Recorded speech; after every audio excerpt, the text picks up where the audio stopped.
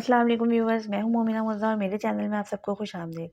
Viewers, آج میں بات کرنے جا رہی ہوں عورتوں کے سب سے بڑے مسئلے پہ، جو کہ ہے ورم کا مسئلہ۔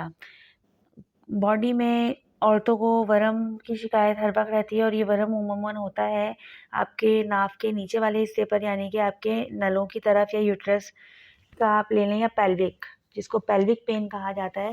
یہ سارا آپ کی سوزش اور ورم اور سوائلنگ کا مسئلہ ہوتا ہے، اور یہ بہت ساری ان کی وجوہات بہت ساری ہوتی ہیں۔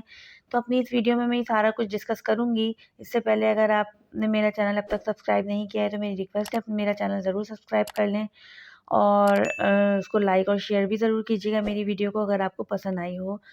تو چلیے ویورز، چلتے ہیں اپنی ویڈیو کی طرف۔ میں ذکر کرنے جا رہی تھی کہ عورتوں میں اندرونی اور بیرونی ورم اور سوزش کیوں ہوتی ہے۔ تو ویورز، یہ سوزش کا مسئلہ عورتوں میں ہوتا ہے، ایک سب سے بڑی وجہ ہوتی ہے جب آپ کے پیریڈز ہو رہے ہوں، یا آپ کی ڈیلیوری کا مسئلہ ہو، یا پھر آپ پریگننٹ ہوں، تو آپ کے پیلوک کی طرف یہ ساری سوزش آتی ہے، اور سوزش کی وجہ سے آپ کی پوری باڈی پہ ورم آتا ہے، اور پھر آپ کو درد شروع ہوتا ہے، پانی آپ کا باڈی میں ریٹین ہونا شروع ہوتا ہے، یعنی کہ باڈی کے کچھ پارٹس میں پانی رک جاتا ہے، جس کی وجہ سے باڈی ورم اور سوائلنگ کی طرف جاتی ہے۔ تو ویورز، میں یہاں ذکر کروں گی عام عورتوں کے بارے میں۔ پریگننٹ عورتوں کی ابھی میں بات نہیں کر رہی، کیونکہ ان کے لیے کوئی بھی دوائی اس طرح نیٹ پہ سے دیکھ کر لینا، یا یوٹیوب سے چینل سے دیکھ کر لینا مفید نہیں ہے۔ انہیں پہلے اپنے ڈاکٹر سے ضرور کنسلٹ کرنا چاہیے، اس کے بعد جو وہ پرسکرائب کریں ان کو وہ لینا چاہیے، کیونکہ وہ ایک کرٹیکل معاملہ ہوتا ہے پریگنینسی کا۔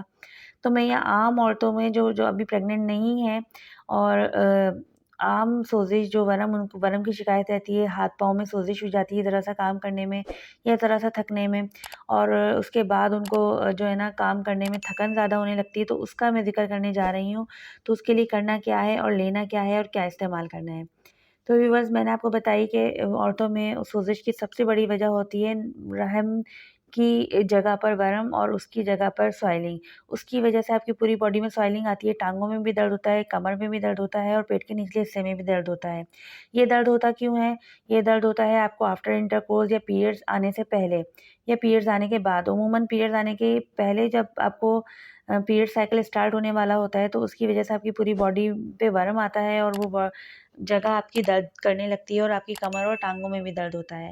اور کچھ عورتوں کو پیریڈز کے بعد بھی، جیسے کہ آپ کا ڈسچارج ختم ہو گیا، ریڈ ڈسچارج اور وائٹ ڈسچارج اسٹارٹ ہو گیا، تو اس کے ساتھ آپ کو ایک دم سے لیکوریا کی شکایت شروع ہوتی ہے، کچھ دن وہ رہتی ہے، تو اس میں بھی آپ کی باڈی پہ سوائلنگ اور ورم آ جاتا ہے۔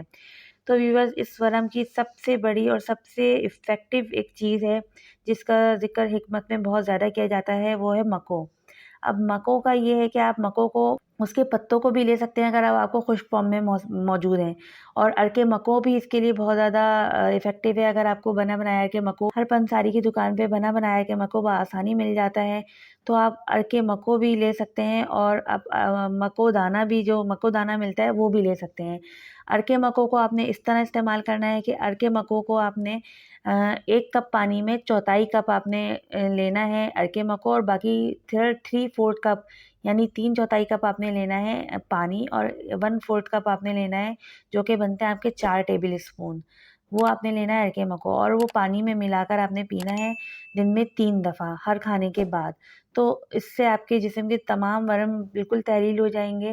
اور اگر آپ نے مکو دانہ لے رہے ہیں تو آپ نے 1 ٹیبل اسپون مکو دانہ لینا ہے 1 گلاس پانی میں، اور وہ پک کے 1 گلاس پانی آپ کا آدھے گلاس سے تھوڑا زیادہ رہ جائے، یعنی کہ وہ 3/4 پانی رہ جائے، اور 1/4 وہ جل جائے اس میں۔ اس کے بعد وہ پانی آپ نے 3 ٹائم لینا ہے۔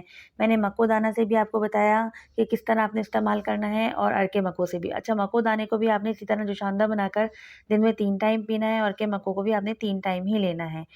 اچھا، ارکے مکو کے میں کچھ اور فائدے بھی بتا دوں۔ مکو چاہے آپ ارک کی فارم میں لیں، یا مکو دانہ کا جوشاندہ بنا کے پئیں، یہ آپ کے جگر کے ورم کو اور معدے کے ورم کو بھی ختم کرتا ہے، اور حلق کے ورم کو بھی ختم کرتا ہے۔ اگر آپ کے ٹونسلز ہو گئے ہیں، اور جس حلق پہ اور گلے میں سوزش ہو گئی ہے، اس کو بھی یہ بہت زیادہ اثر رکھتا ہے اس ورم کو بھی ختم کرنے میں۔ اور ارکے مکو کے اتنے زیادہ فائدے ہیں کہ میں اگر بتانے بیٹھوں تو میری ویڈیو بہت زیادہ لمبی ہو جائے گی۔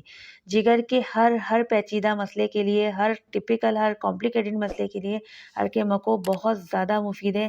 آپ کو جگر پہ اگر ورم ہے، معدے پہ اگر ورم ہے، آپ کے نلوں پہ ورم ہے، اندرونی اور بیرونی ہر طرح کے ورم کے لیے، جوڑوں میں اگر آپ کے درد ہے تو اس ورم اور سوزش اور سویلنگ ہر چیز کے علاج کے لیے صرف ایک ہی چیز حکمت میں یوز ہوتی ہے، اور وہ ہے مکو دانہ اور مکو کا عرق۔ اگر آپ نے ہر طرح کے آرام کے لیے مکو کا استعمال کر لیا، آپ یقین جانیں آپ کی باڈی کی کہیں کا بھی آپ کا ورم ہوگا نا، چاہے وہ معدے کا ہو، چاہے جگر کا ہو، چاہے آپ کی پیلوک کا ہو، یوٹرس کا ہو، بچہ دانی کا ہو، یا رحم کا ہو، یا پیریڈ سے پہلے پیریڈ کے بعد کا درد ہو، ورم ہو، یا آفٹر ڈیلیوری اس کے بعد آپ کی باڈی کی سویلنگ ہو، وہ سب اس مکو سے آپ کی چلی جائے گی اگر آپ نے بتائے ہوئے طریقے سے اس کو استعمال کر لیا۔ تقریباً 21 دن آپ کو استعمال کرنا ہے، اور آپ کے رزلٹ حیران کن اس کے رزلٹ ہیں اور نتائج ہیں، اور بہت آزمودہ ہے۔ تو ویور اس کا سائیڈ ایفیکٹ بھی کوئی نہیں ہے، آپ اس کو بے دھڑک اور بالکل بغیر کسی ڈر کے استعمال کر سکتے ہیں۔ آپ کو انشاءاللہ اس سے ضرور فائدہ ہوگا۔ آپ آزمائش شرط ہے، بہت سستی اور بہت آسان چیز ہے، اور آپ کو بہت زیادہ دقت سے بھی نہیں ملے گی، ہر پنساری کے اسٹور پر بہت آسانی سے آپ کو یہ دستیاب ہوگی۔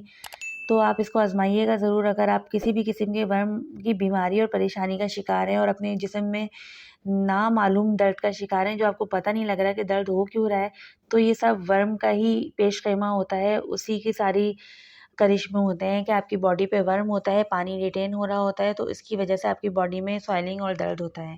تو ویورز اگر آپ کو یہ مسئلہ ہے اور آپ کو پتہ بھی ہے تو آپ ارک مکو کا استعمال کر کے دیکھیں، اس کو آزما کے دیکھیں، انشاءاللہ آپ کو فائدہ ضرور ہوگا۔ میری ویڈیو اگر آپ کو پسند آئی ہو تو ضرور لائک کیجیے گا، اور لوگوں کو شیئر بھی کیجیے گا تاکہ آپ کے لیے صدقہ جاریہ بن سکے۔